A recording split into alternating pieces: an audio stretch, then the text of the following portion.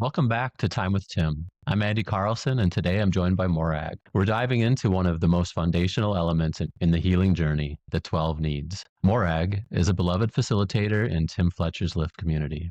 When she was last here, she shared her own powerful healing story. Morag's one of the people that Tim really trusts to speak on the 12 needs, and she brings her own energy and insight to this work, including leading workshops where she's adapted and deepened the material in a grounded and lived way. Morag's here to help us understand the 12 needs and to explore how we can begin reclaiming them through recovery, reparenting, and healing. Morag, welcome back. It's so good to have you here. So good to be here, Andy, and thank you. I always love doing these workshops with you guys, and especially with you. So thank you. Yeah. And, so before we dive in, I just want to do like a quick sidebar about my own relationship with them. And so when I went through Tim's Lift program, the 12 needs, they were mentioned several times. We were encouraged to start learning how to meet them. And so for many of us, these were things that were never taught to us as children, let alone shown how to give to ourselves. But I'm going to be honest, I didn't think too deeply about them. I didn't really understand them. I didn't think about them. And that really changed about a year ago when I interviewed Tim for his personal story. And he mentioned something that he calls daily maintenance. And so when I asked him what that meant, he shared that the 12 needs are his daily maintenance. And so these are the foundation of what he returns to each day to support his own life of contentment and fulfillment. And so for this, I'm going to turn it mostly over to Morag. I'm questioning her at some points. But I thought that what we could begin with is for listeners who've never heard of the 12 needs before, if maybe you could give us a sense of kind of the overall purpose of the needs. Absolutely. Thank you, Andy. And for anyone who is hearing the 12 needs for the first time, that people, don't know what this means. And most people, especially people with complex trauma, don't understand or don't have the concept that we're even worth or deserve having these needs in our life, never known how we bring them into our lives or provide them for ourselves. And, for me, learning this material, when I went through the Lift program myself, it was the 12 need class that kind of bombshelled me to make sense of my life. Like it was all of a sudden, I did this class and the exercise is, you go through the 12 needs and you see what was met consistently. That's the big word in this. They might have been met occasionally, but met consistently in your life as you're growing up. And then that develops when they're not met. When your needs aren't met, it develops a core belief about yourself, which is shame. And then that leads into codependent behavior, scarcity behavior, fear-based living.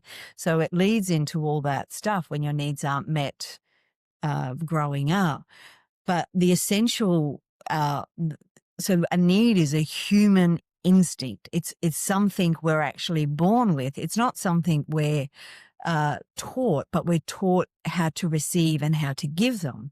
So it's essential for our emotional, physical, and relational well-being. It's something people must receive consistently in order to grow and to feel safe and to develop and have a sense of identity. You come into working on your complex trauma and you come into seeing something's missing in your life. It's that feeling of that feeling of there's something always not okay about me. And its needs aren't a luxury. They're not a wish. They're not a reward we have to earn. They're a human instinct and a human right that we didn't get. It's the building block of our nervous system to help us regulate, interact, be part of the world, and take care of ourselves. So they're not just something that, oh, well, these are my needs. And, one of the things I've learned through doing this work was, like, as I said, that class, I sat and I saw, and no fault of my parents. Like, this is not about blaming people in my life for my trauma or anything along those lines.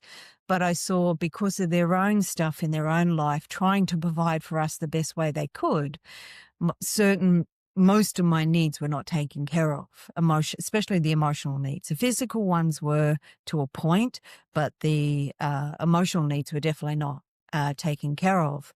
Again, not to blame my parents, but that's just facts. It's just facts of my story from my perspective.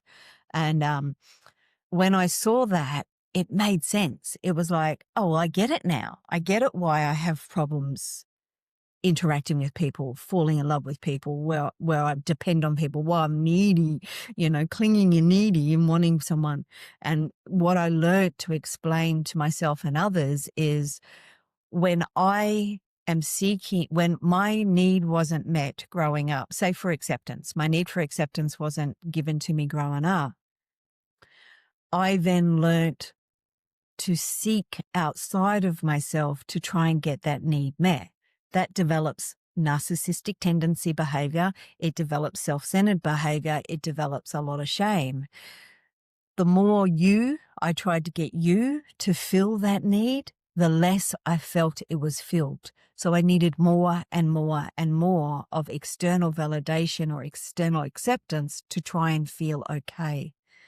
When I learnt to give that to myself, when I started this work at a deeper level, because I was already doing work through the 12-step programs that I do, and especially emotional sobriety that looks at codependency and needs, but the consistency in the format of the 12 needs really helped me just nail it. And when I started providing them for myself, and I had no idea, well, what does that look like, was my question for every need. I then started to see the more I gave it to me, the more I became present with myself and less dependent on other people to be okay. So the most selfish thing I do in the world is depend on everybody else to make me okay with my needs, to provide my needs for me. The most unselfish thing I do is provide my needs for myself. People with complex trauma think if we take care of ourselves that we're selfish, that we're not there for other people. But it's actually complete opposite. The more I take care of my needs, the more I'm present with myself, the more space I have to be present with you, instead of that grabbing and seeking and, trying to make me feel okay. Like, I think you're such a great teacher because I had 5 or 6 questions that I was going to ask you as follow-ups, and you've pretty much covered all of them. And but I love this last bit because I think there's something so important that is that when we start to meet them ourselves, there's like what I hear from you is there's this individuation that happens, this maturation that happens, and maybe more of a sense of kind of like our own agency and control when we're able to start to meet for ourselves rather than relying, meeting on somebody else. And maybe just as like a brief overview, could you just list off the 12 needs for us, just to give like a roadmap of where we're going to go today? Yeah. So these are Tim Fletcher's 12 needs. Like sometimes people say to me, well, which needs do I follow? Is it Maslow's hierarchy? Is it Morag Clark's? Is it Tim's? We're talking about Tim Fletcher's 12 needs that he created and he developed through his own researches and experiences. So, and he broke them down into 3 categories. So it's physical, emotional, and spiritual. So the physical needs are your food and water, pleasure, and sex and intimacy. The emotional needs is acceptance, respect, nurture, love, comfort. Beauty he has in there as well, is comfort and a belonging. That's all the emotional needs. And then you move into the spiritual needs, which is beauty, awe, and happiness, content, and fulfillment, which is the 12th need. So basically, to get the 12th need, we have to learn to provide all the other 11 for ourselves. Mm-hmm. So, yeah. Yeah, and I like that you broke out like those 3 categories: the physical, emotional, and spiritual. For me, I used to be told a lot, well, provide a roof over your head. And, there was often like, I'm doing this, I'm meeting these physical needs, but just recognizing kind of what happens if there are these emotional needs that include beauty, and then the spiritual need that includes awe, these different needs that we missing in different ways. Yeah. And Andy, that's what happens with a lot of people. They come in and when, especially if they're coming into the lift program and they're doing this work and they go, well, my needs were provided for me. And they got food and water. They got shelter. They never lived on the streets. They were always fed. So, and, you know, society has such a big emphasis of what we have instead of what we feel. And so that belief of, well, they provided me the house, the water, the clothing on my back, the food, you know, the shelter, then they were great. They were great parents, but there was no respect. There was no nurture. There was no love. Or if there was love, it was conditional. If it was, you know, so there's the 12 needs and learning how to provide these for ourselves and learning to live, like Tim said, this is his way, this is his inventory, his morning process, as is mine. It's part of my daily, what do I need today? What do I need today in any situation that I go into and I have, you know, feelings or emotions around anything. It's part of learning how to implement them individually, but as a collective as well into our life. And I want to detour here. That sounds overwhelming to me. These 12 things, like, can you just share something that may make that a little bit less overwhelming, like having these, you know, these 12 Absolutely. needs and this need to implement them? Yeah, of course. So in Tim Fletcher's Align program, where it's the program we talk about, 12 needs, it's a self-paced study course. They get the opportunity to meet with me every second week, and I do a webinar on the particular need we're in. In that, and anyone I work with, I say, choose one. Choose one need that you feel is the most important for you today in this realm where you are in your world today. Choose that and really pull it apart. Look at it. What does it look like? If you don't understand it, ask people how. So if you said respect, ask people how they respect themselves. What do they see as respect? Like, explore what the word and the meaning of it means, what it looks like unhealthy, what it looks like healthy, and start practicing some of those things with that one need. And my experience has been, once I start practicing one need, they cascade into others. So when I started doing this work, I was at a time in my life where, doing the work with Tim, I had just ended a long-term relationship. So I was rediscovering who I was, being a single woman, age of 50, like going into this whole new realm of that. So pleasure was something that I really clicked onto. I had to see that I actually had a lot of fear from a childhood experience around pleasure. So that I started saying, well, what do I like? And I had no idea. Like, I thought I knew some stuff I liked, but I didn't know whether it was I liked it because I liked it, or I liked it because my partner, my previous relationship liked it.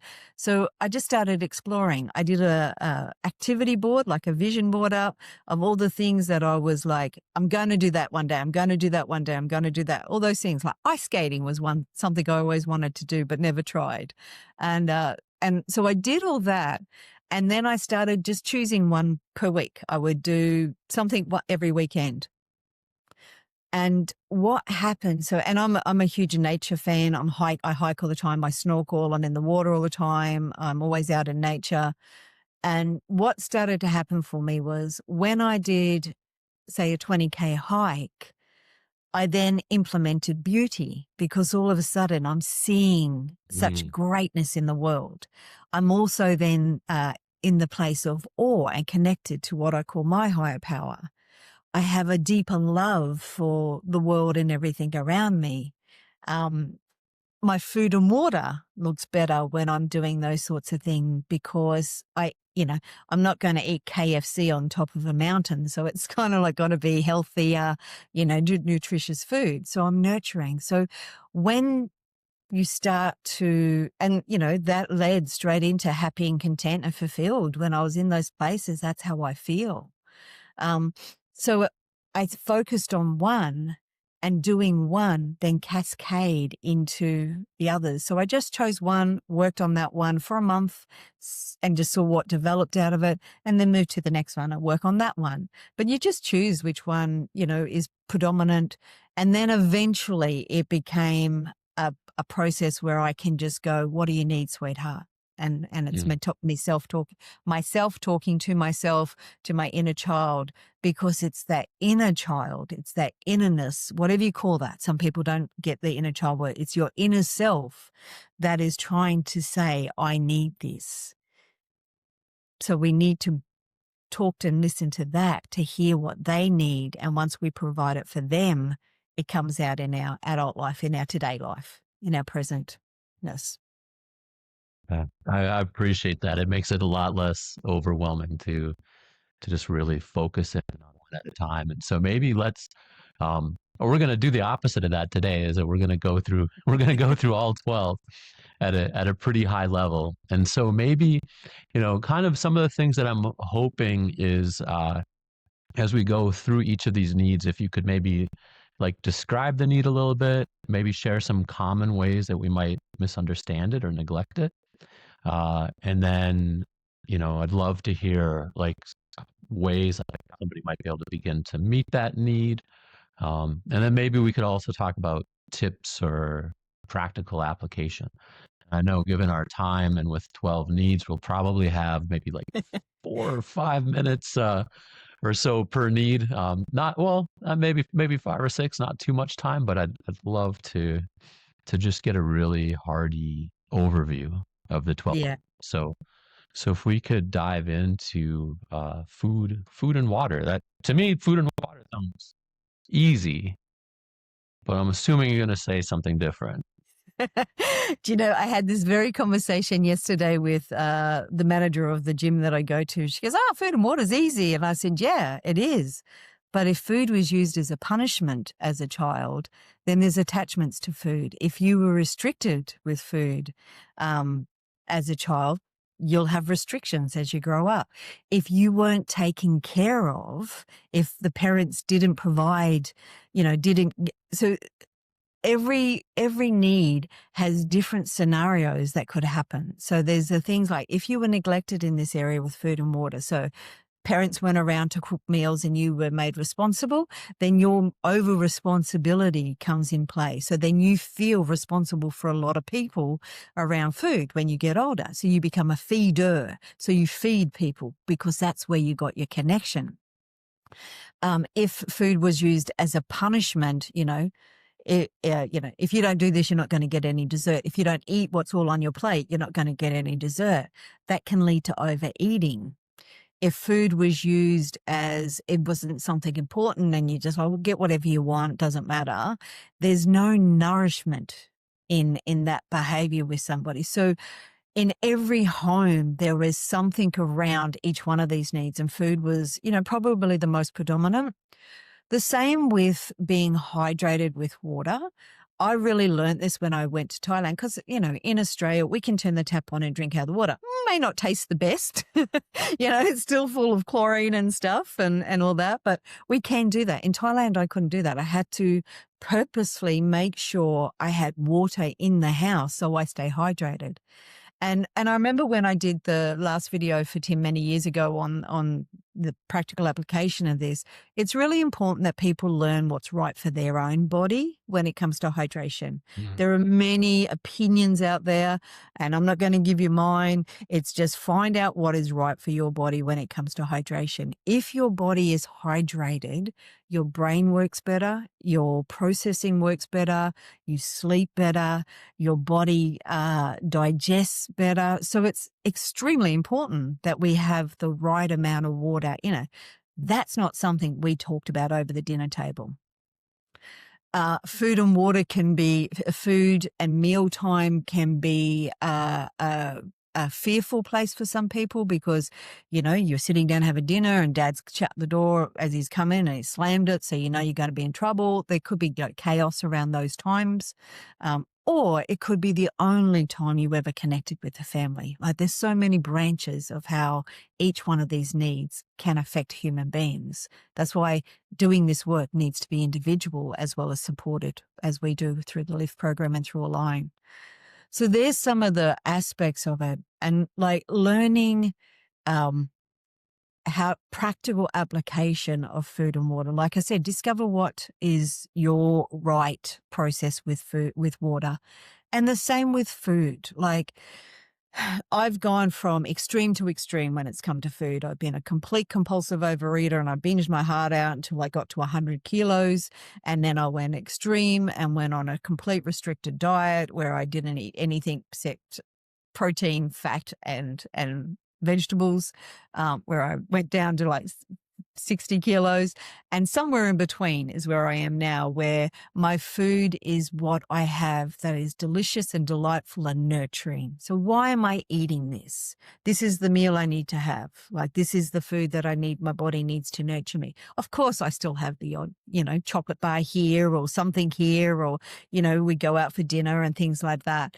But every meal that I have, I sit with the meal. I thank the people who created the food that's on my plate. So I'm grateful for what I have. And I try and eat mindfully. As a compulsive eater, as a person with food addiction, as people who might have not had a lot of food, some people hoard so they protect their food. Some people eat minimal because they don't feel they deserve what's there. It's finding what is right for you. The more we heal our trauma, the more we heal our shame, the more connected we get with our body.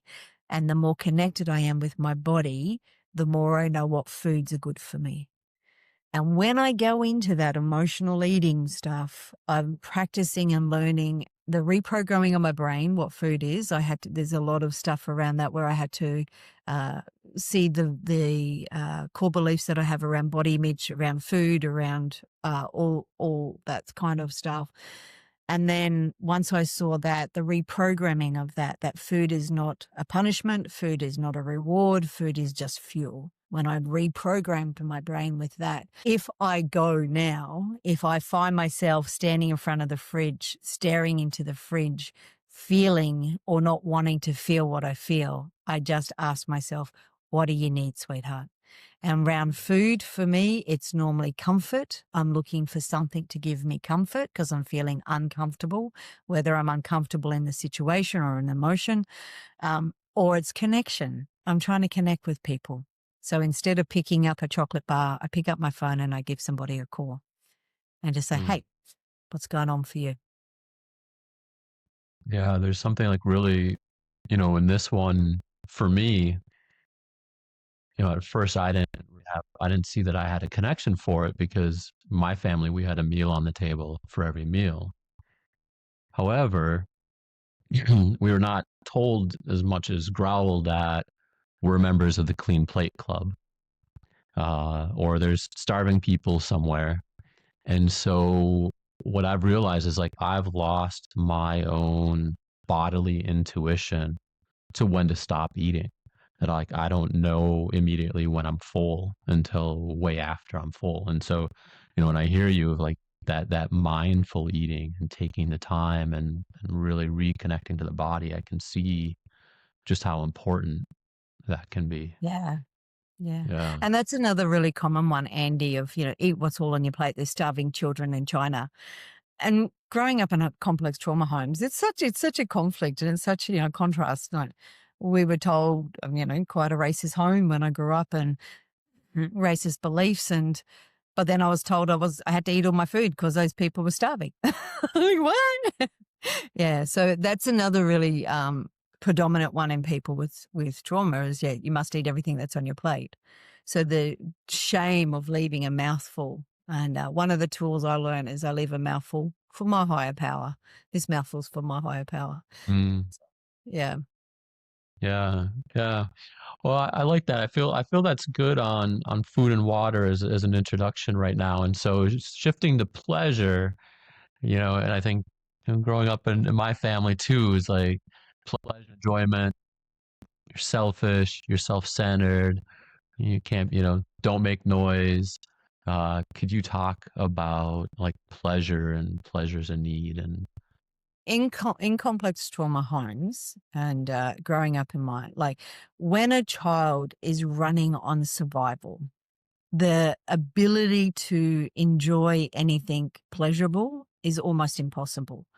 There might be snippets and windows of things that you did that you've enjoyed. I have a memory of me being a little witchy of the age of 5, and I cut up all these plants with my cat sitting beside me, and we're making a little soup or something. And that's a really pleasurable memory for me.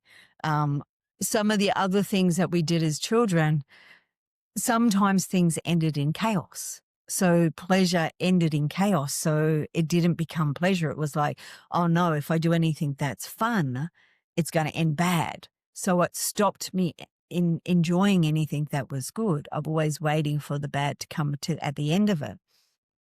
So learning learning what you like, learning what it brings you joy, what joy feels like for you. Like this is a one that you break down in so many different ways. What does joy feel like? What is pleasure? There's so many different aspects of pleasure. There's, it's enjoyment, it's fun, it's games, it's like, what is it?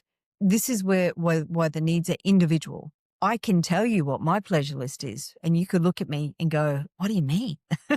That's insane, Morag. That's not pleasurable at all. So it's truly about finding your own. And how I did it is one of the best ways I think people can discover of that, finding that activity board. Like people call it a vision board. I call it an activity board because it's the things I want to do. I created the activity board. When I did the activity, I took heaps of photos because it's one of the things I find that gives me pleasure. And then I took the photos and I put them in a scrapbook and I wrote and journaled beside the activity. How did this actually make me feel? What was it about this that I really liked? I remember when I went zip lining through the trees, Mount Tamborine and down on the Gold Coast here in Brisbane. It was 70 meters up. I'm terrified of heights. But I got on that zip line and I loved it. And I'm squealing and I'm carrying on. And I was like high as a kite doing it. It was absolute. I loved it. My adrenaline was through the roof. But if you would have told me 6 or 7 years ago, you're going to like zip lining, I would have said no, because it's too scary. And I wouldn't have been able to take that risk. So discovering how it made me feel. It made me feel alive. It made me feel like I was flying. It made me feel really enjoyable, like I had so much joy. So when we journal beside the things that we're doing that are pleasurable, it helps us recognize why we like to do those things. And then there are other things that I did that I realized I didn't like doing. And there's things that, so finding the list that's right for you. So, for me, it's a lot of water sport. It's a lot of nature sport. It's going to movies is pleasurable. Hanging out with my friends is pleasurable. So it's not always doing something. Certain people can be really pleasurable for me. So it's discovering what it looks like for you and just exploring. Like pleasure is really one we get to explore the world with. And then emotionally, when it comes to pleasure, it's about, finding, as you know, and other people that have heard me before, I have that saying that, find something that makes your heart sing. It's truly that. It's finding those things that your heart just comes alive with, grandmas holding their babies, their grandchildren, no matter what it is, if it brings you joy, then activate it into your life. Because people with complex trauma have had such a dark and heavy cloud over them. Enjoying life is not something we do very naturally. Love that you add that individuality aspect to it so that I can't compare my list to yours necessarily. I can give me inspiration, but it can be different and I can enjoy my own things. I was wondering if you could talk just a little bit more, like you talked about like we had things and they'd end in chaos, and that difficulty. Are there like when we've had pleasure and in chaos, are there like what are the baby steps?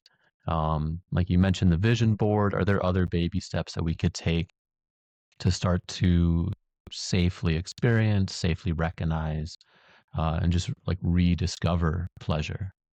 Yeah. So for me, when it's ended in chaos and then I'm trying to do something, I'm in a lot of fear. So the fear of this is going to happen again. So I do a lot of fear writing. So I write what is true, what is not true, where's my evidence, what's the truth of today. So I'll write like, well, so there's zip lining, for example, fear of heights, fear if I'm going to fall, fear I'm going to die. So I wrote all those things down, and then, well, where's the evidence of this? So I explore. I've never heard of anybody dying zip lining. I could be the first. Of course I could be the first, but I've never heard of anybody dying doing zip lining. Is there any evidence that I'm not going to enjoy this? My fear of heights, is it just a normal human fear that, we don't have wings as humans, and going up in the sky is scary. So I recognized it as it's actually a normal response. It's not a chaotic response. It is an actual normal response. Things that the chaos, so that things that ended in chaos, I needed to get present with them. So that's not who I am today. So this is the scenario that happened when we were growing up, but that's not my experience today. So it's a lot of staying present in in what's happening right here and right now to enjoy the pleasure that we're experiencing. So the more I can come back to going, when I finish my job today, when I finish work today, I'm going to go for a walk along the waterfront. I have no fear around that. There's no concept around that. There's no ending in disaster of that. But there's every chance I could get run over, that a whale could jump out of the water and eat me. There's all these scenarios that could happen. But staying in that, what is it that I feel when I do this? And overcoming that we don't deserve to feel joy. So a lot of the pleasure is also connected to our shame. Every single one of these needs has a shame element connected to it. That's why we have shame, because this wasn't provided. So look at, when it comes to pleasure, what shame do I have? If you have body images, it might be something around that. I can't go roller skating if I'm 100 kilos. I can't go to the beach if I'm overweight. Or underweight. A lot of people who are really underweight don't want to go and put in their bikini because people judge them. So staying present and seeing the shame that's attached to it helps us overcome the chaos or the fears that were there in the first place. Yeah. So just being, really taking the fear and the shame and maybe a trauma, like a very intangible feeling, really real inside of you, but bringing it into reality and then working with both of those so that you can move forward in this area. This next one, I'm really excited to hear what you have to say about it. I was really surprised the first time, that it was presented and Tim, especially given my own family background. And so can you talk about the need of sex and intimacy?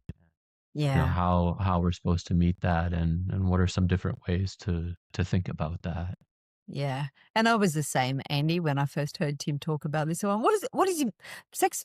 It's not need. It's like, what does he mean? It's part of us and we needed it when we were children. It was like, because of my own experiences growing up. So I always break this one down. So we have two things that are here. We have the sexual act. That is a human desire that we all have. And what my experience has been is because I had distorted concepts and beliefs around what sex was, sex equaled love, I would act out sexually to try and get the need of love met in myself.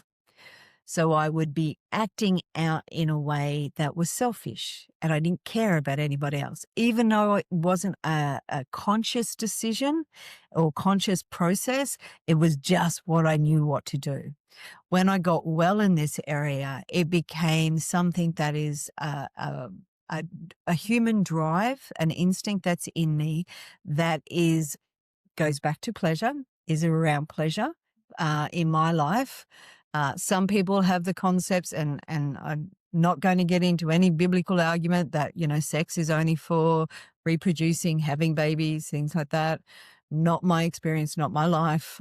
So not my experience around that. But sex in itself, for me today, sex in itself is a sacred experience that I get to experience somebody I want to have a connection with.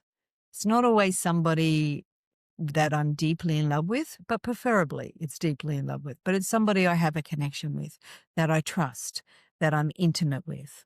So then that leads into the intimacy. And intimacy is all about into me you see. So intimacy isn't the biggest confusion with people with complex trauma is the difference between intimacy and intensity. So people with complex trauma respond to emotions with intense emotions, thinking this is how we're supposed to feel. This is what we're supposed to feel. Boring love, healthy stuff to people with complex trauma or dysfunctional stuff or codependency seems boring. It seems boring when you're in a healthy relationship because it's not that highs and lows. It's not that intense in the beginning until you learn that pleasure and you learn how to bring that intimacy into yourself. You must know, you got to get to know who you are to know what you like. If you have a history of sexual abuse, the act of sex is normally or can be connected to complete withdrawal and never, ever letting anybody touch you ever again because that's your protective mechanism, or over extreme acting out sexually to the extreme of sex into sex addiction because it's the only place you ever got attention. So both extremes are on this. The more you learn to be intimate with yourself, so learn who you are, learn what you like. Don't be afraid to explore who you are in a sexual manner.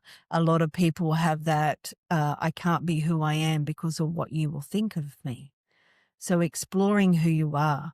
And if it is done with respect and love and genuineness and authenticity for yourself first, you got to be safe within you. You have to know how to say this is not okay or this is okay before you can enter a healthy sexual relationship. So if your history is one of abuse, those words aren't something we learn to do very well. Sex has been used against us. It's been used to harm us. It's been used to control us. So it's a huge issue when people are processing this as they go through the needs. I get people to focus more on the intimacy. And when people focus more on intimacy, and when I focus more on my own intimacy, well, who are you? What do you like? Are you sensual? What do you like to do? Who do you like to be with? What's your sexual preferences? When I explored all my world with that, the act of sex became a natural process instead of it trying to give me the love and the validation and attention and stuff that I was always seeking in the past. So yes, it's always an interesting one, and people are like, I just did the Align recording for this one, so it was great. It was good to pop it all out again. But the intensity is something we need to really recognize in ourselves when it's exciting. You know, I always joke about when I was unhealthy and still in my trauma responses, and still living out of my trauma world. I could walk into the room and the most unhealthiest, addictive person would be the one that lit me up. Oh, hello. And now I run. Now I'm like, nah, see ya. So it's very different. And do you feel that part of that is your own healing, a better radar, greater intimacy with yourself? Yeah. All of the above. Healed shame. I healed my shame around who I was. You know, I was way more valuable in the world than what I could do sexually or who I was sexually. Yeah. Yeah. I can really see like with this is there's like, you know, not just shame, but potential prior abuse. And then I also like there's so much misinformation and control. And so being able to kind of rewire the knowledge that you may have, or part of the belief system about within that chain of what's good or what's bad or what's real or what's dangerous. Yeah. And this Yeah. need is really is like it's connected to all the needs, and they're all entwined. They're all entwined with each other. But this one, when it's out of whack, also hits a lot of the food. There is so many Mm, studies done now around people with obesity and sexual abuse, with a sexual abuse history. mm, It's a way we protect ourselves. We comfort, we stuff, we eat, we protect, we put on weight, we have right. armor. Nobody will be attracted to us if we're, a certain size. And that's all the shame feeding all the beliefs around uh, what I look like is who I truly am. And it's not Mm, true.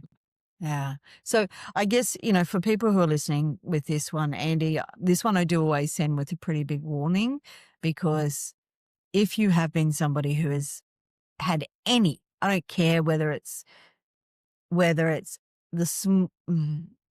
any inappropriate attention and it's caused you to feel uncomfortable, this needs support. This needs help. This needs people to walk alongside. It's not something I've ever been able to help by myself, or mm, friends or colleagues or that people that I know have been in similar situations.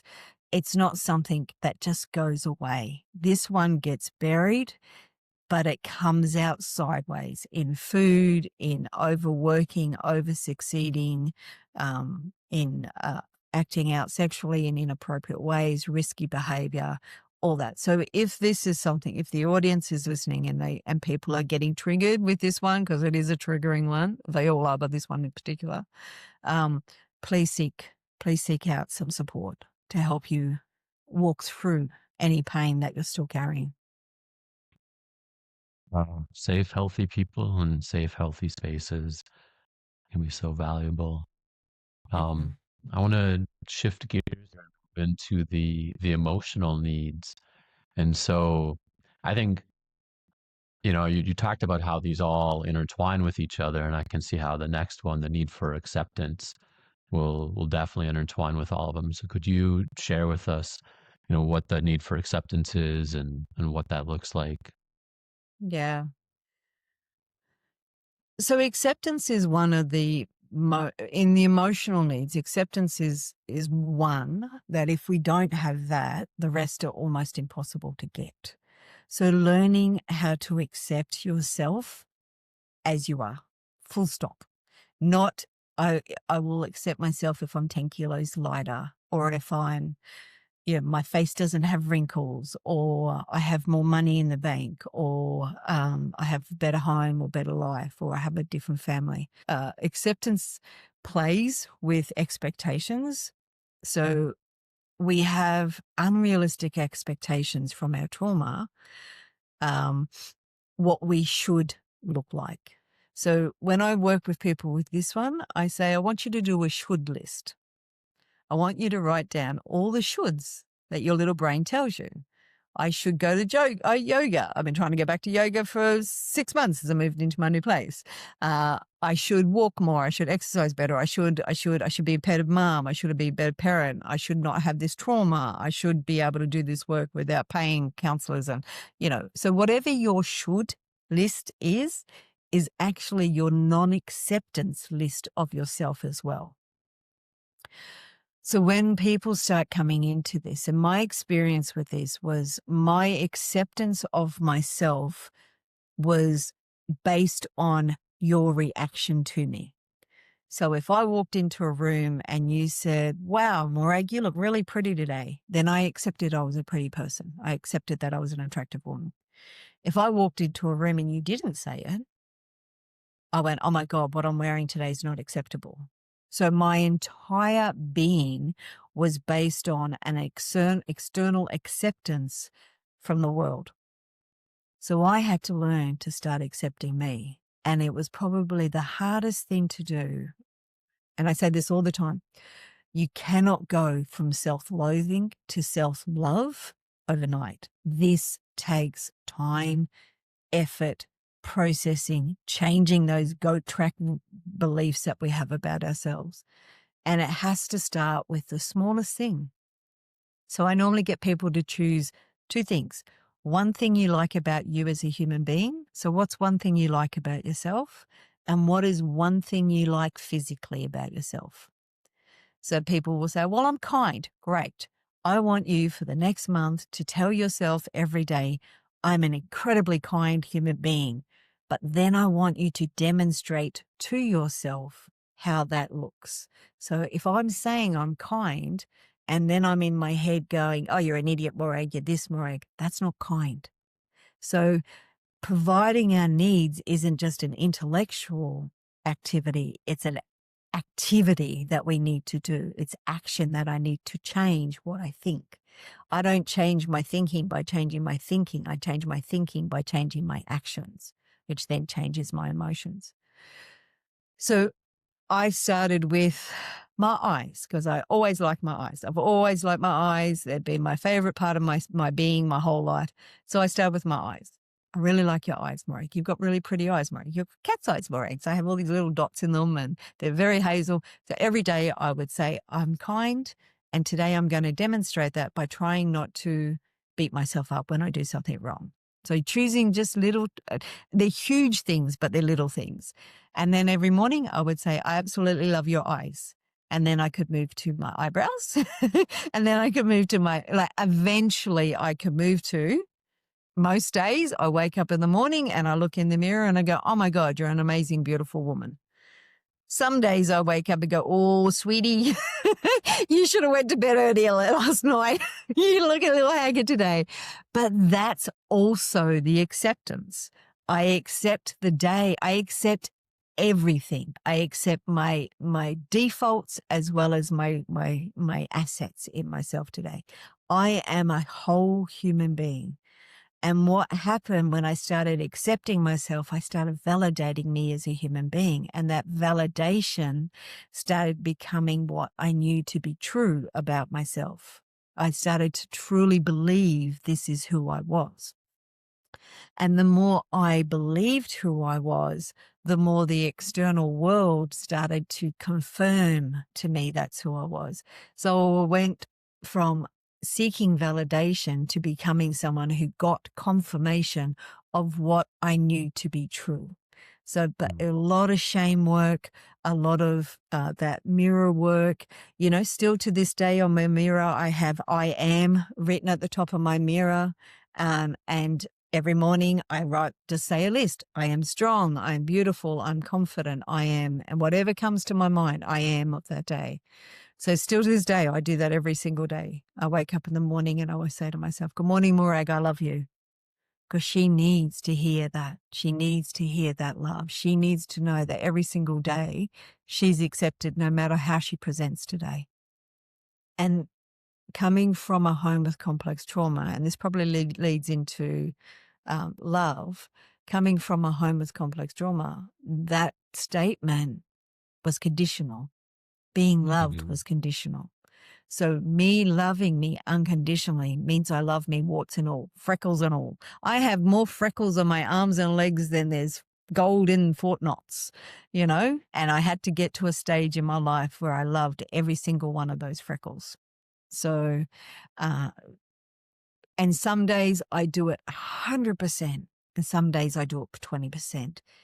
None of these are going to be something we do 100% every single day, but we do the best we can with what we have in that moment. I gotta be honest, my mind stopped for a second when you said your should list is where you not accept yourself, where you don't accept yourself. I started to think of some of the shoulds that I still have, and I was like, oh yeah, that's true. I really love too how again, like many of these, there's a sense of bringing it into something that's like really tiny. It's almost like, what's the smallest step that I can, and then also that like demonstrating it, bringing it into the world of action.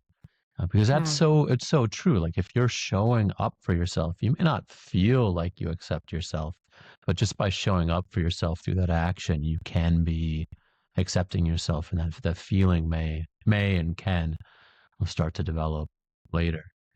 Yeah. Who I think this may come later too, but one of the things that I feel really goes here for me is that act of reparenting. And I think Mm. like reparenting, it kind of fits with all of the emotional needs, but and I use it definitely more with love. But when I find kind of like a negative emotion in myself, like I do a form of parts work, but I get to that point where I realize that, a lot of these are, if you don't accept freckles or you don't accept your body, like these are survival adaptations. And recognizing it, it's not a deform, a defect, a disorder, a disease, a negative emotion. We use all these words, but the reality is that they're all these survival adaptations.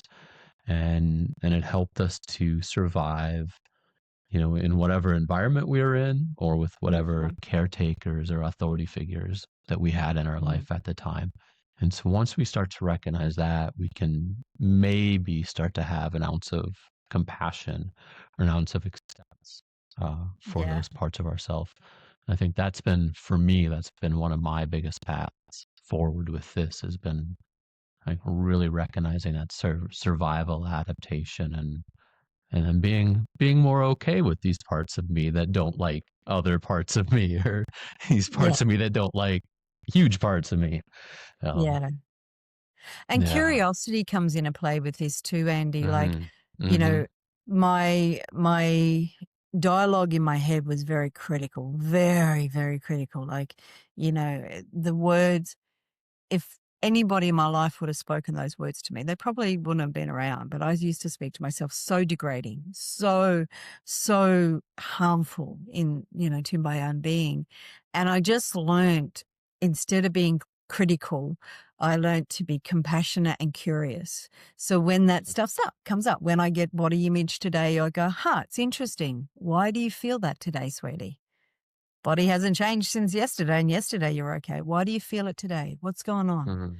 And instead of going, you fat piece of blah, blah, blah, blah, blah, blah, blah, you're lazy and go work out at the gym for 3 hours thinking that's going to work, because when we don't have this acceptance of ourselves, we harm ourselves because we try and prove that we are, and finances is another part that goes with this. And I shared this with a friend once. I said, sometimes financially we spend money that we don't have buying things we don't need to impress people we don't like. And that's the cycle of this in our life. I do things to impress people and do things that I don't have and do things to impress people. So I try and get my needs met. I may not like them, but I'm trying to get them to like me. So the more I got to like me and on the tail end of this one, the more I got to like me, when you told me I was a really nice person, it landed differently. Like I was such a needy person of compliments Mhm. and like validation. Like you would give me a compliment and then I'd run around and tell 10 different people that you gave me a compliment. So they would Mhm. reaffirm, trying to convince my shame that it didn't exist. That's what that behavior does. But now the shame doesn't exist most of the time. And, some of my wounds are deep and the shame's still there, but it's minimal. Um, but most of the time, the shame doesn't exist. So when you say, Morag, we really love working with you and we love your presentations on this, I go, yeah, thank you, Andy. But it doesn't have to be, oh my God, yes, Andy loves me. Like that's the shift and change. And that's evident to the people who have been in my life for a long time. Mhm. Mhm. They've seen the difference in me around that. They've seen the difference that I'm not. And if you would have asked me 15 years ago, did I think I was needy and clingy? I would have gone, nah, I'm really strong and independent. As long as you told me I was strong and independent, I believed. But I never Somebody believed. told me that at a different point, and so I'm gonna tell you that that's what I am now. Yeah. Yeah, yeah, yeah. Um. So it is, acceptance is, in the AA literature, they have a paragraph in the back of the big book of Alcoholics Anonymous, and it says acceptance is the key to all our troubles. And it's actually true. When I accept me as I am, just like this, just today, then there is no unrealistic expectation that I'm going to be anything different. There's no disappointment, there's no resentment, and there's no seeking. It's like, well, today I'm in a bad mood, so I'm in a bad mood, so yeah. As you go through that, I can just feel like I could see kind of the emotional energy that we have trapped up in the non-acceptance of who we are and how we're feeling and what we're doing. I want to move us. I think this kind of it merges into it a little bit. And so maybe you could distinguish how respect differs from acceptance, and what does self-respect look like practically? Yeah. This was one of the hardest ones for me because I had no idea. I didn't know. I would swing between being aggressive and demanding you treat me a particular way, thinking that was respect, and that it was my given right that you respected me, to being a doormat. That they were the swings that I was like. It was like no respect whatsoever, and with this one was I had to learn to go external. Like I saw people who I considered respected themselves. So I Mm. spoke to them. I said, tell me what respect means to you.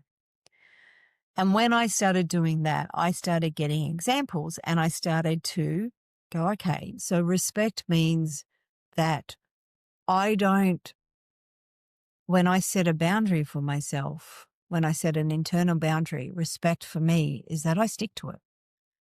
When I disrespect myself is that I don't stick to it. And same with external boundaries. If I've asked you for something and you don't do that, then I respect myself enough to say, then this isn't something I can be in anymore. I can walk away.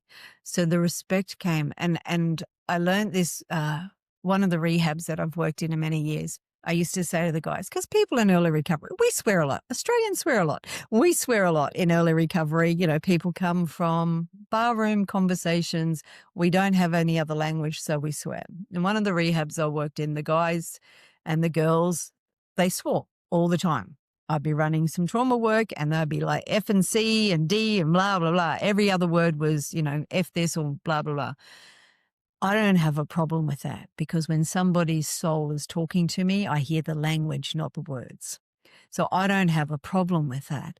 But I said to them, I don't care if you guys swear around me or even in your conversation, and that's how you express.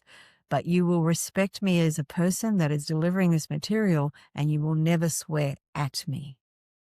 And it was like, they're like, no problem, Morag, we can do that. We won't swear at you. And then over time, when the new person would come in and I would be prepping for the class or something, I would hear the guy say, right, you're not allowed to swear at Morag. If you swear at Morag, we're going to take you out and deal with you. So me teaching them that boundary about how they were allowed to talk to me then gave them what respect looked like. So I taught them to respect me, so they learnt what respect was. So then they taught it to other people as well. And eventually they stopped swearing. They started using other language because that's just part of the process. But it's things like, if I'm respecting myself, I'm doing what I say I'm going to do. That's me respecting me. If I say I'm not going to eat junk food for 6 months because it makes me feel sick and I go and eat it, I'm not respecting myself. I'm disrespecting me. If I'm in a relationship that's toxic, I disrespect me. If I'm in a work situation that's abusive anyway, I'm disrespecting myself.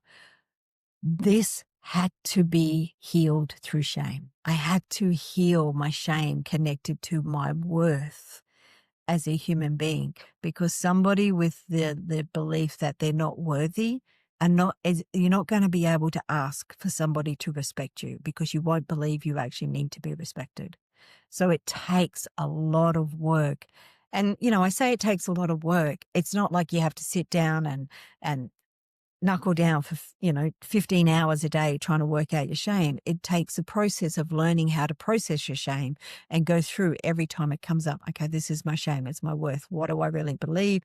How do I respect myself in this situation? What would somebody who they know respect himself?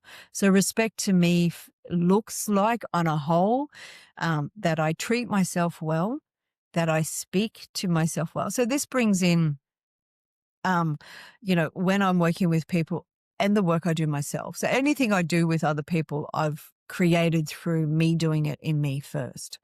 So when I work on this with myself, is like, how does it look emotionally that I respect myself? So I trust my feelings. I trust my gut. I allow myself to have my feelings. So if I'm angry, I'm angry. If I'm sad, I'm sad. If I'm happy, I'm happy. So that's me respecting my emotions. How do I respect my emotions? How do I respect myself mentally? I don't put crap in my head. I don't watch violent movies. I don't read, I don't even watch the news. I respect myself by not putting mental stuff that causes me pain. If I go off on if I get triggered in something and my brain goes off on its tangent and I'm ready to destroy the world once again, I try and bring that back. That's not respectful, Morag. That's not respectful. That includes my language. So my language with people is respectful. So, uh, when my language wouldn't be respectful, it would be demanding. So now I ask instead of demanding people. I lower my expectations in other people. How do I do this spiritually? I have a spiritual practice, and respecting that spirit within me is that I continue that spiritual practice. And physical, mental, emotional, and physical. So the physical, respecting my body. Like I allowed my body to be harmed. I had for 20 years, I had a laxative addiction, abuse. I abused myself for 20 years with laxatives. So all those sorts of things, eating well. So again, flips back up to the food and water and pleasure. So this is how it cascades in the needs cascade. So, respecting my body by eating well, by exercising, by getting enough sleep. So it encounters everything in those realms. So pop quiz, using the example that you just gave. So you set a 6-month goal for not eating junk food. Day 3, you've just binged all day. Yep. Now So what? the respect with that is acceptance. So you go back to acceptance. Okay, sweetheart. So the non-respecting me was, you fat piece of crap. Look at you, you're hopeless, you're blah, like the negative dialogue would kick in. The respect is, all right, sweetheart, what was really going on? Okay, so you had a major slip. This isn't okay. What were you seeking? What were you doing? What do you need to do today? What do you need to do tomorrow to make it okay? Not do it. Okay, you've done it. So the respect is going back to acceptance and saying, all right, you've had a little slip or a big slip, or you've relapsed. If I beat myself up and don't show my self-respect, then it wasn't very respectful. I acknowledge it wasn't very, acknowledging the truth is a huge healing for us. Okay, that wasn't the best day, but I'm not going to beat myself up and treat myself like I should be hung for doing the wrong thing. I'm going to respect myself enough to say, okay, today I'm going to try again. Mm. And that I see as you're talking here, you're just bringing in all the other 12 needs, and again, how much like the shame and working with shame underlies it. And also just if I could sum it into 2 words, like I'd say alignment and action. Like you're Absolutely. bringing that action again. And so there's that internal alignment of, here are my values, and here's the actions that I'm doing to align with those values.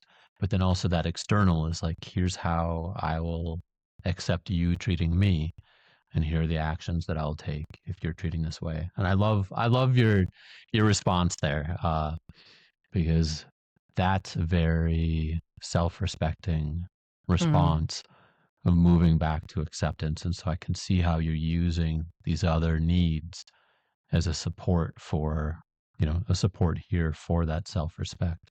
mm, And it also, stepping forward, that also sounded very nurturing. And so maybe we could move in. Could you talk to us about what is nurturing and how people can begin to offer it to themselves? Like, what does this need look like?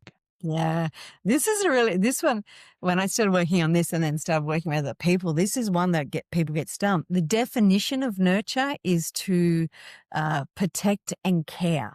So if I stay in that definition, how do I nurture myself? So again, go to eventually I go to once I'm practicing this and I've got an understanding of it, the 4 categories. How do I do this physically, spiritually, mentally, and emotionally?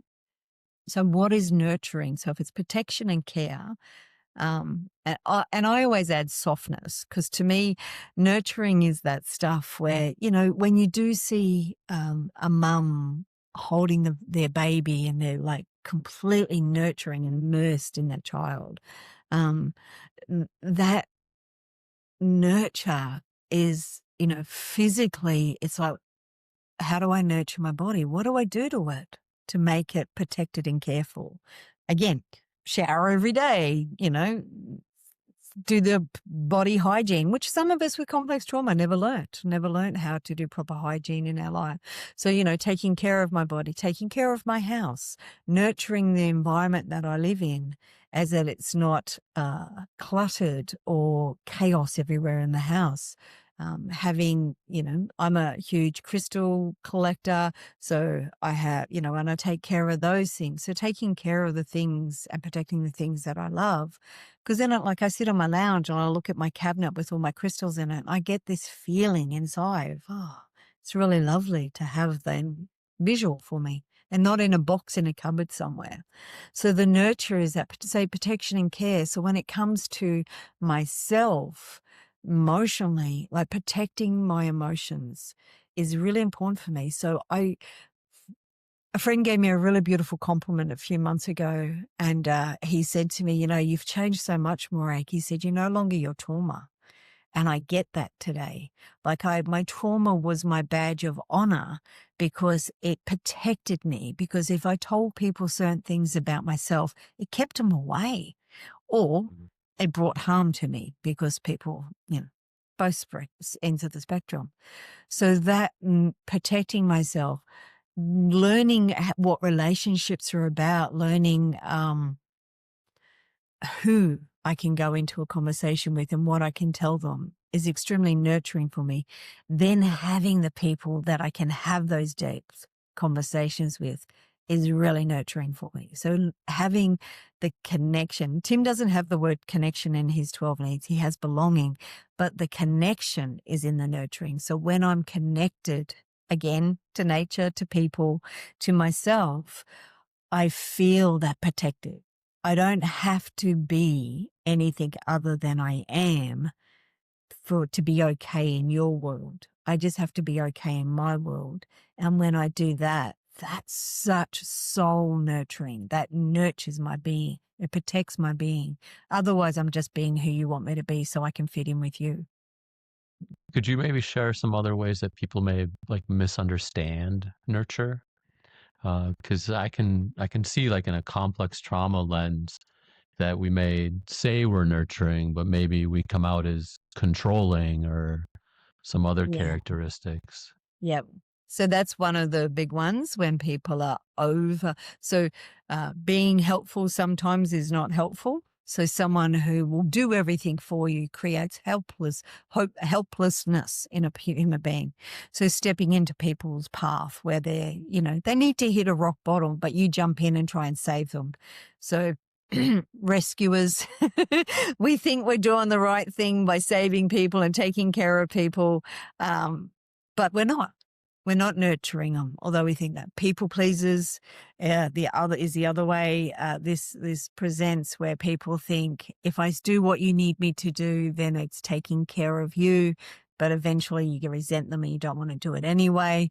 The control, the manipulation, gaslighting, all the negative things can come in. All the negative, controlling, unhealthy behaviors in relationships can come in here. Nurturing people, cutting people off, shutting down, withdrawing, all those can come in where I think I'm doing you a favor by stepping out of your life and not explaining to you why I've left. Doesn't nurture somebody's soul. It actually creates distrust and disharmony in someone's world. So control on the basis I'm doing this to be helpful to you, I will manage the money in the relationships because, I'm just a little bit better at it than you are. Doesn't nurture somebody's growth. So nurture is about protection and care and growth. So letting someone be who they are and growing at their pace instead of like forcing them into what you think they should be. So no, I want to move forward to the next one, and I feel like this is the big one because it's one of those things that could be so amorphous.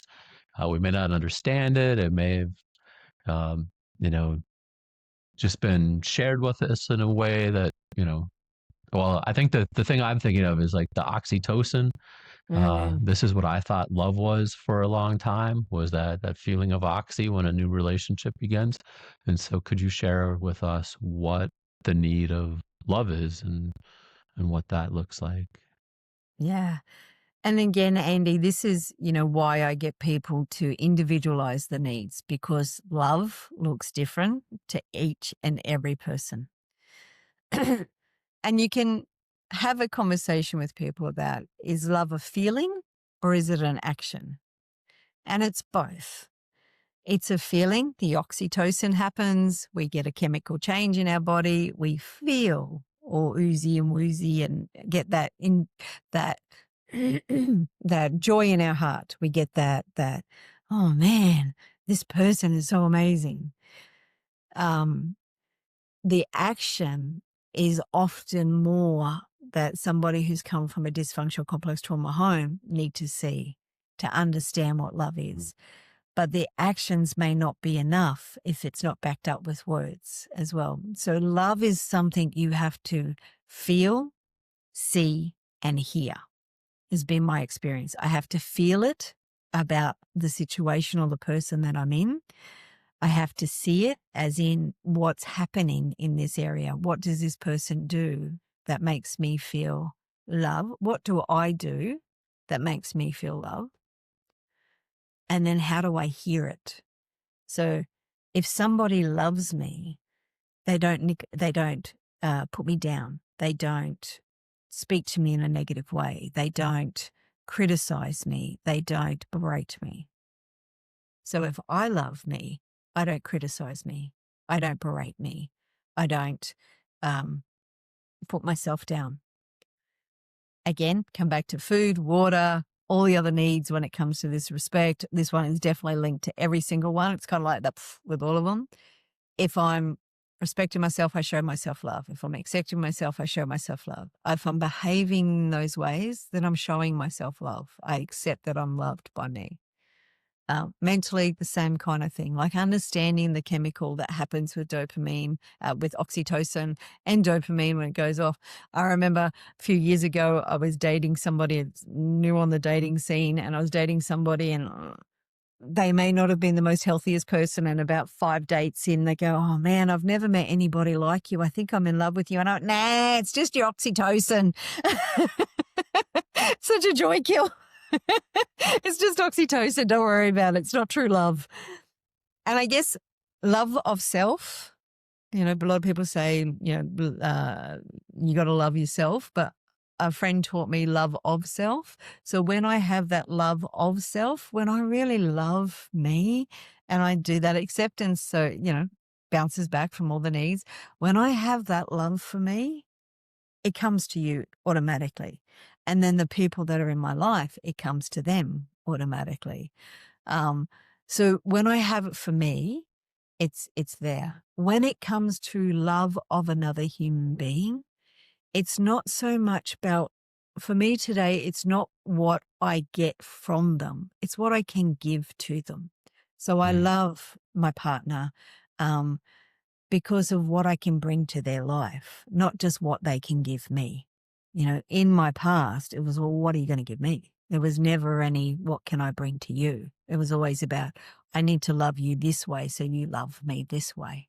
So learning how to love people as is one of the most difficult things to do when you have trauma and you've sought outside of yourself all your life to try and actually get your needs met.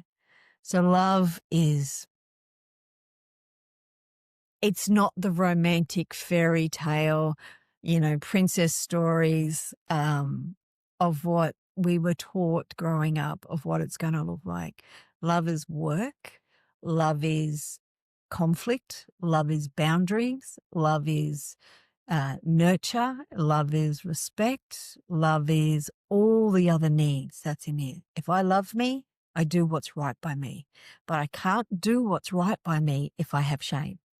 So, like I said at the beginning, this whole thing, every need is connected to a core belief of shame beliefs that we have.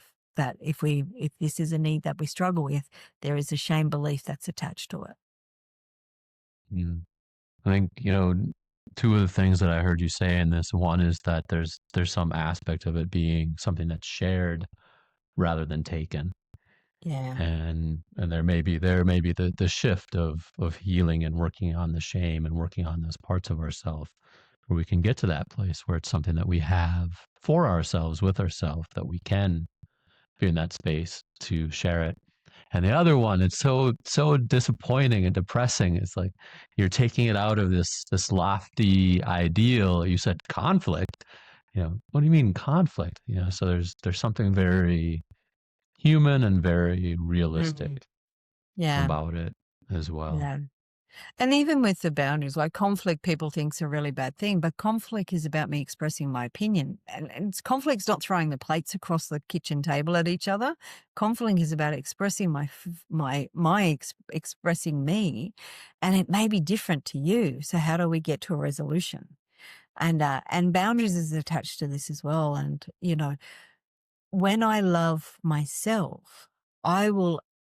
So I'm not a fan, and I've said this in my last video, I'm not a fan of the word boundary. I use the word guidelines in my life just because it's a word that got buzzed and bashed years ago, and misconception around what a boundary is.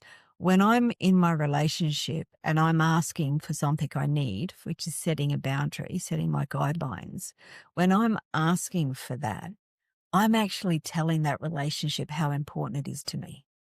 Mhm. So when I'm telling that relationship, when I'm saying, I need this from you, can you do that?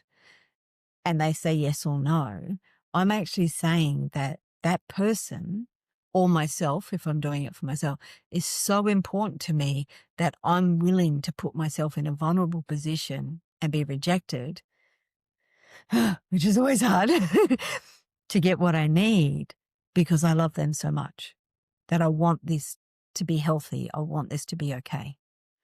So when I'm setting a boundary when it comes to love, it's around me respecting the relationship I'm in so much. What does comfort look like as a need? Yeah.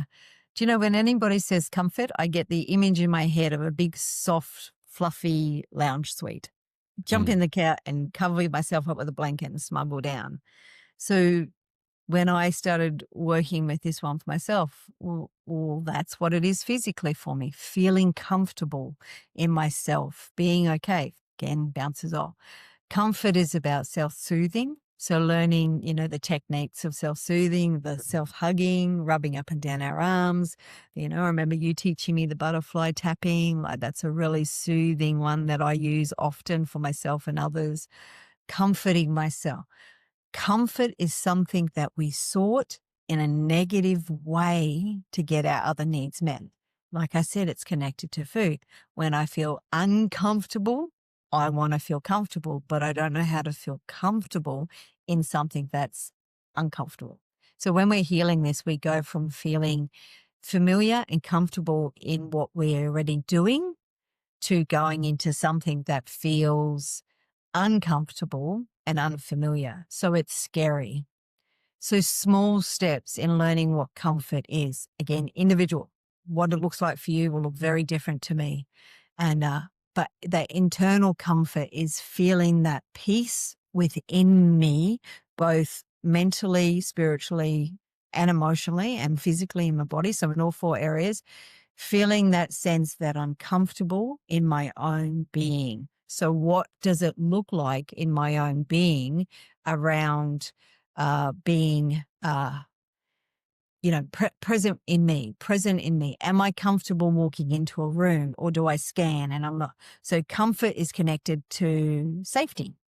So comfort's connected to feeling okay. Comfort is connected to being in that, in that being of, instead of going to the ice cream to make me feel okay, I go to sitting and talking and holding my inner child.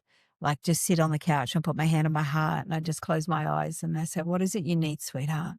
The ice cream's not going to fix this time. So learning what I did go to for comfort and then learning what I can do. So self-soothing, self-talk, again, out in nature, going for a walk, smuggling down with a blanket, favorite teddy bear, whatever it is you have, feeling that comfort. And then on an external level, being able to ask other people for it. It's like asking them to be supportive in something that you might need. So can you hold me because I'm feeling sad today? So giving me that physical comfort. In a workplace, it would be feeling comfortable, being able to speak my own mind. So being able to say what I need to say. Again, not one of these needs can be provided if we have an element of shame attached. So we need to heal both. We heal the shame by providing the need, but we recognize the shame. We can recognize the need by seeing the shame as well. Mm. And I think there's a piece you touched on it here that I find really important in this that I learned from your own story. And it's, in complex trauma, there are certain things that feel familiar to us, but it may be unsafe. It may be unhealthy. It may not be a safe relationship. And Yeah. so like healthy will feel uncomfortable for a while because of that unfamiliarity. And so there's this patience of recognizing and distinguishing between what that unhealthy and that healthy looks like because of that, the prior familiarity we had with Yeah. other ways of living. Wow. So I think this one I kind of feel is on the border between emotional need and spiritual need. And Yeah. so I don't know if that's how you feel about it too, but if we could shift into talking about belonging and what's a sense of Mm. belonging and how do we begin to cultivate or find it? Yeah. This is a really difficult one. When you think about growing up in the home you grew up in my perspective of my home and my upbringing, I didn't belong. I thought I was different from all my family. We hear it often, we're the black sheep of the family. I was the wayward one. I was the scapegoat. I was all those things. Now, my behavior probably created all those things as a child, but where did my behavior come from? So it's, chicken or the egg. And I don't get into the chicken or the egg anymore. It's just like, this is the facts of my life as I see them. So the sense of belonging for me, is one of the deepest needs that we need to fill. Because if I have come from a place where I didn't feel like I connected with the original people that brought me into this world, belonging to myself is going to be a process I need to connect with daily over and over again. And then we go into worlds and society, and you think about where this sits in the needs. So it's number 9 in the needs. So all those other needs haven't been provided for us. And we go out into the world already seeking that we don't accept, we're not accepted, we have no respect, we have no love, we don't have a sense of ourselves, we have no acceptance. So I go out there trying to prove I belong somewhere. And over again, we join this group, we join that group. I joined all these sorts of groups in school, I wasn't cool enough to be with the cool kids. I wasn't smart enough to be with the smart kids. I was pretty bad enough to be with the bad kids. But even then I was too scared to be really, really bad, but I was a little bad. I fitted in a little bit with the sporty kids, but there was that whole thing. I didn't feel like I ever belonged anywhere I went. I never belonged with work. I didn't belong with society. I didn't belong, in my realm of my life, who I was with, all those things. There was always a sense of I just never belonged in the world. So this one had to be an internal fix. I mean, they all do, but this one especially, I had to get to a place to say, And you're dead right. It's totally connected to spiritual. If my power, my God, my energy that I trust and live by, if it brought me here in this world, then I'm meant to belong to it. So my sense of self started to come from the energy that was around me and the sense of belonging. And I had to go back to the acceptance. Well, if I accept myself, then I belong to me. If I respect myself, I belong to me. So as you move through the needs, you can see that when you do one, it hits all the other ones as well. So I had to have that place of, no matter where I go in the world, no matter who I'm with, if I don't feel that Morag exists because she's meant to be here, not because she exists to fit with you, if I don't have that, I'm going to trigger the seeking behavior and make you try and make me belong. I'm going to try and fit in with you. And I learned a long time ago, the more I try and fit in with you, the less I fit in with me. So I had to become authentic, and belonging means being authentic for me. This is who I am. I can give you my credentials. I can tell you my relationship status. I can tell you my height and my body size, and they are all parts of who I am as a human being. But my belonging is the deep connection I have with the soul and the energy that's around me in the world. And when I have that belonging with me, I then belong to whoever I'm sitting with because I'm connected to me the most. So could we shift to beauty now? Like why is beauty a spiritual need? Like how can people start noticing or even creating beauty? Yeah. A lot of people get the beauty and the awe, like they get them confused, connected. Mm, So I might end up talking about both of them in the same sense. So beauty is, again, in the eye of the beholder. What I see beautiful, you may not. You might go, "What are you thinking, Maury?" But beauty is the thing, again, the acceptance of myself, seeing my inner beauty of who I am as a human being, opposed to what I look like on the outside, was really important to me, because when I have that acceptance of authenticity, that confidence in me, the beauty on the outside shines even more. So, but this fades, as we get older. The beauty I had well, I think the opposite, actually. I think I get more beautiful the older I get than when I was younger. So I don't know. But the beauty is not just our own physical stuff, but the need of having beauty in my life is seeing a beautiful painting, seeing a play and watching people perform. So anything to do with art, anything to do with music, anything to do with nature. Like, you just have to go for a walk in nature to see beauty. If you can't find beauty, go for a walk. And, I challenge you to not see something that's beautiful out there.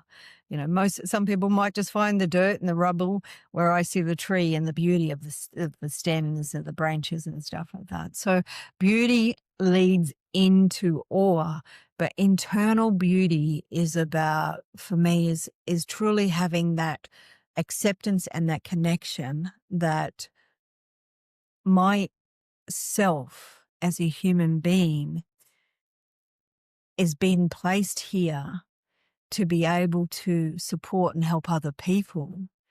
And that gives me a sense of awe and beauty within me. So the more things that I can find are beautiful externally, the more I feel internally beautiful. I have mm, flowers in my house. I have, like I said, beautiful crystals, bringing it into myself, telling myself I am a beautiful woman inside and out, doing things that make me feel beautiful when I don't feel beautiful. So in my span of healing journey, when I first started this process, I had to wear a full face as a mask to face the world. I couldn't even go to the little corner shop to buy a pack of cigarettes without a face on, without my full makeup on. So it was a necessity. Today, I wear makeup because it's something I like to do. And that's the shift in the beauty, because I can see how mm, beautiful I am without the makeup on. I can see how beautiful my insides are. I can see that I'm a really kind person, and that beauty goes into other people when you show it for yourself. So the more we can do that within ourselves and see our true essence, and I think that's what beauty is actually seeing our true essence. And then that grows into, seeing the beauty externally as well. So this one Mm. goes hand in hand. When I see it externally, it helps me feel it internally. But when I feel it internally, I see it more externally. And I get a sense too here, there's almost similar to people starting a gratitude practice, Yeah. that when you start to notice something more, then you start to notice that Yeah. thing more. And Yeah. so it builds into your consciousness like slowly through. And I'm looking around as I'm saying, because I'm looking out. I have two windows here, fortunately, where I'm staying right now, and so I'm noticing, lights in the trees, the pine trees, Yeah.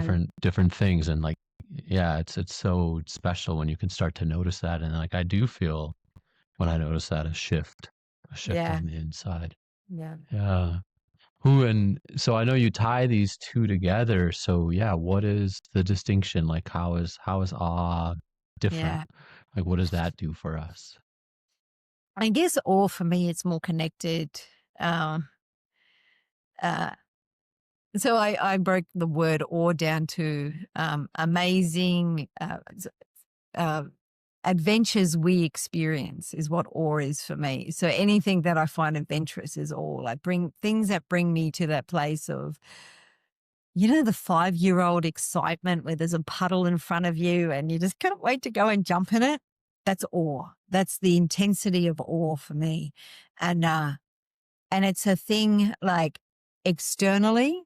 I play this game with myself on a daily basis of spot God. Where is God present in my life today? Mm, Whether it's the bloom of a flower, watching a flower, planting a plant and watching it grow from a seed into an amazing rose bush and things like that. So awe is the process of the adventure that you're going on with something. So, and that's just my definition of it. So the process of the adventure, the process of I started doing this and now look at it and now look at it and look at it. And it is completely connected to a spiritual realm for me. Like I can't create the beauty in the world that my higher power can create, from a sunset to a sunrise. Like, I think I have something like 5,000 photos of sunsets and sunrise. And somebody said to mm, me, do you know where they all are? And I'm like, yeah, I actually do. If I sat down and showed, I would be able to say, this is in Phuket, this is in this island, and this is, this is in Australia, this was over in Scotland, this is in Ireland, this is in America, because I just know the feeling I had when I took the photo. And that links to pleasure, brings it back to awe. That's the feeling. It's that knowing that connection I had. So awe is also about connection. When I feel 100% connected to the energy that's around me, the power that I lean into for my life, I have this sense of just awesomeness. Like I just feel like there's no stopping me. And that's what awe can feel like. mm. I like that you preempted me because I wanted to ask you like how awe felt for you, Mm. and I think just the description you left there was something really beautiful. Are there practices like what can we do to start to build awe for ourselves? Yeah, I started by being doing mindful walking. That's how I started to create awe. So starting to see, and like you said, the gratitude. When it comes to gratitude, again, I attach it to action because I can write a shopping list of gratitude. There's thousands of things I'm grateful for, and I can just write a shopping list and that's all it is.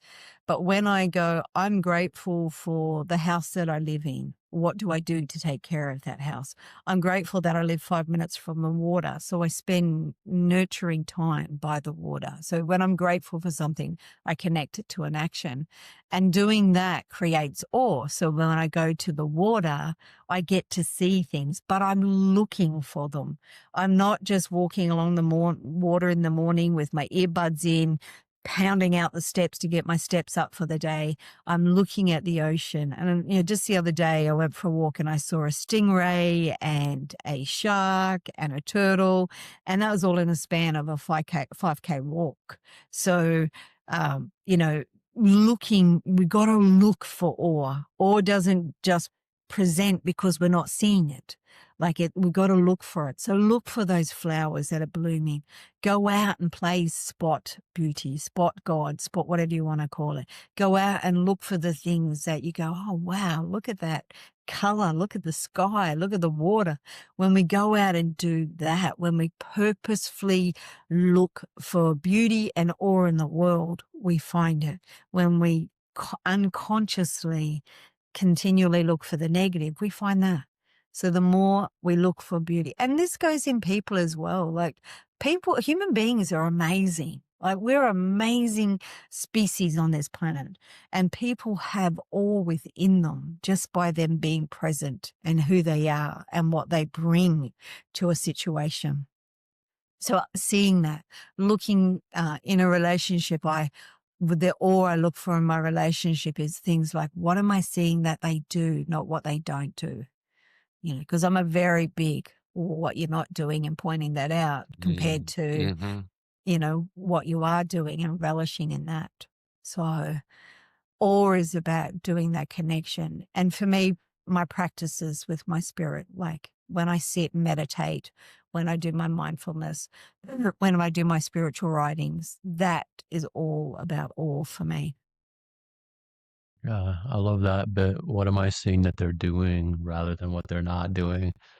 And that right there is such a huge mindset shift.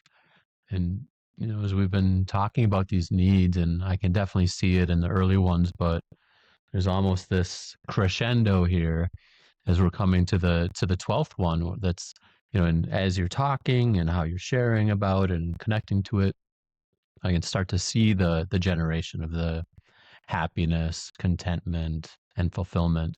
And so could you maybe talk about these final needs, how they're connected to the others, and Yeah. how do we understand them and create them as well? Yeah, absolutely. Like I said, when we fulfill the other 11, the 12th one comes. But again, it's about breaking down. Happiness to me looked like what society told me what happiness was. The marriage, the 2.5 kids, the house, the car, the job, the blah, blah, blah. That's what happiness was supposed to look like. But happiness is about an inner peace. So for me, happiness is when I'm feeling peaceful.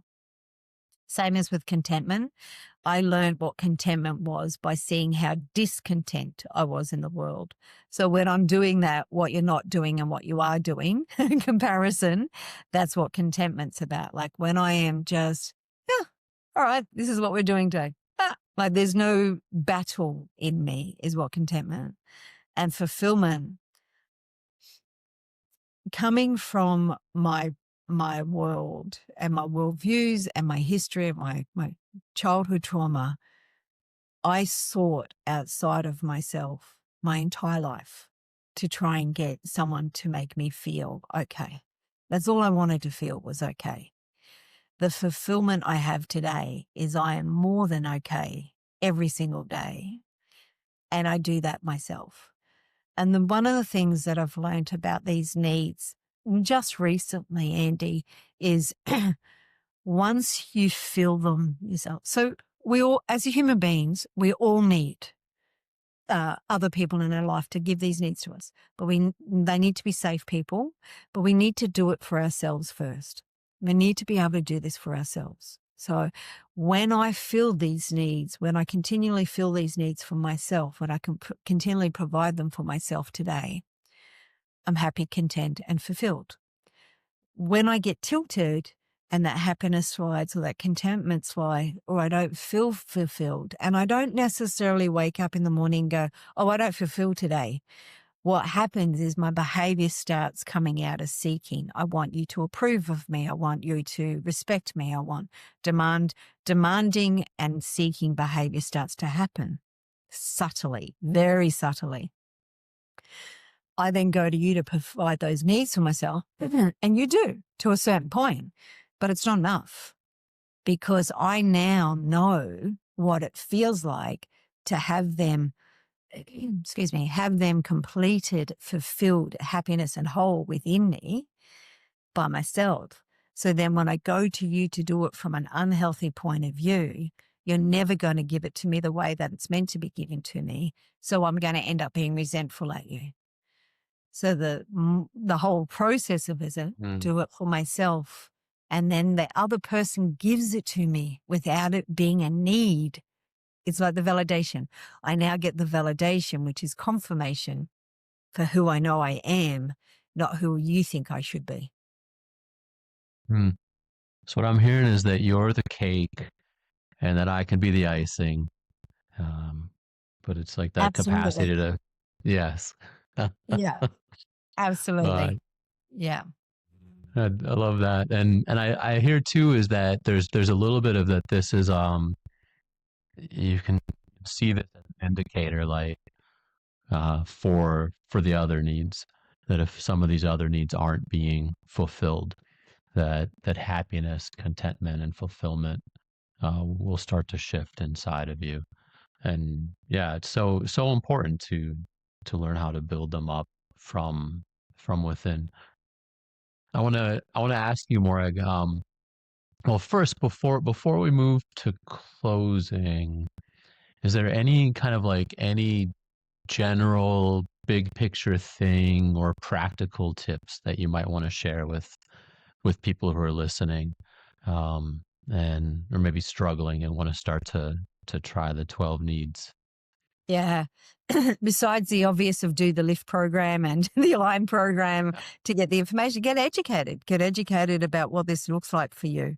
You know, take what we've shared with you today, sit down, go, well, which ones were provided and which ones weren't provided? You know, how do they affect my life today? What's happening in my life today around this? How does it present in my life today of acceptance? Do I do this for myself? And, you know, it's intellectual at first until it becomes connected. And when it becomes connected, it's then a, a collaboration with yourself,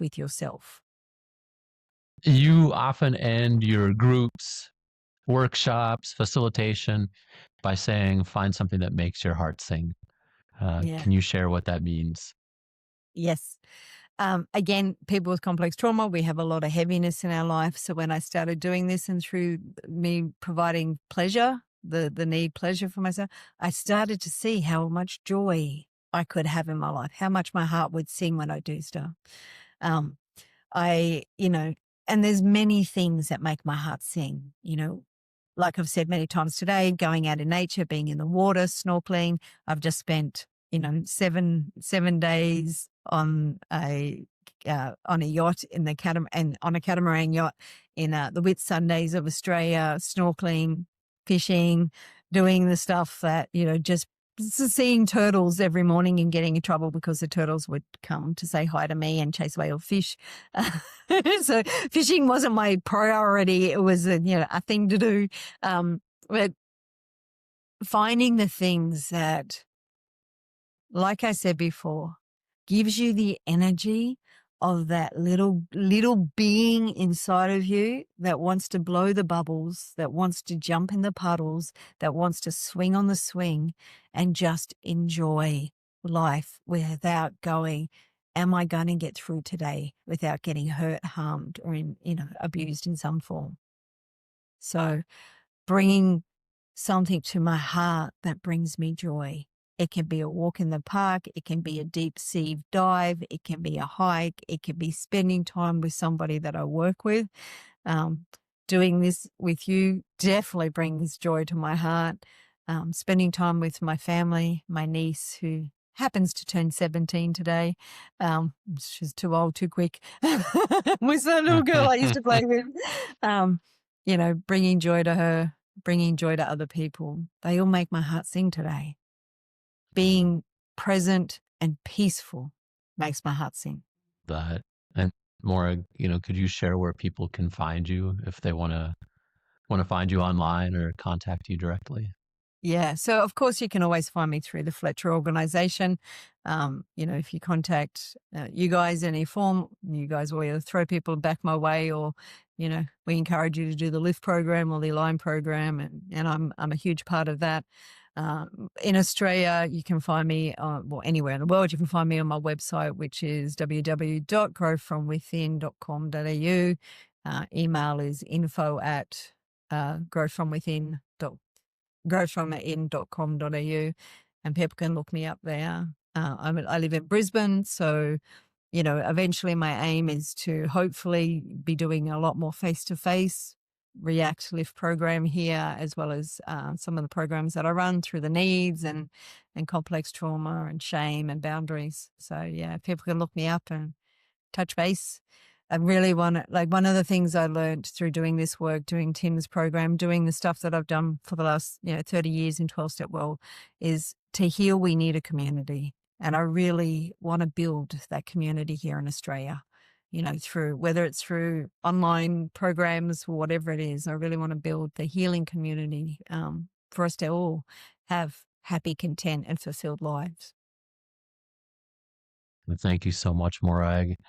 And thank you for sharing your heart and your wisdom and that energy. Like, I can feel it through your voice, and I have the benefit of looking at you and feel that energy. So thank you for sharing that with us. And to our listeners, as we talked about today, we do talk about the 12 needs in the Foundational Lift program, and it is also offered as a standalone course that people can take online and at their own pace. And so we both highly recommend that. You can learn more at timfletcher.ca, and we'll include the links to contact Morag and also to find more information about this in the show notes. And so if today's episode resonated with you, please remember you're not alone. Healing is possible, and you're worthy of every single one of these needs. Until next time, take care of yourselves. And I'm stealing this from Morag. Find something that makes your heart sing. Thank you for joining us on the Time with Tim podcast. If you'd like to share your own experiences or have questions, feel free to email us at podcasts@timfletcher.ca. Want to learn more about complex trauma? Subscribe to Tim Fletcher's YouTube channel for past lectures and his Friday night Tim Talks. You can also connect with us on Instagram, Facebook, LinkedIn, and TikTok. Looking for more support? We offer programs and courses to help with healing complex trauma and recovering from addictions. Visit timfletcher.ca to learn more or send us an inquiry. We're here to support you. Until we meet again, take care, and thank you for letting us be a part of your healing journey.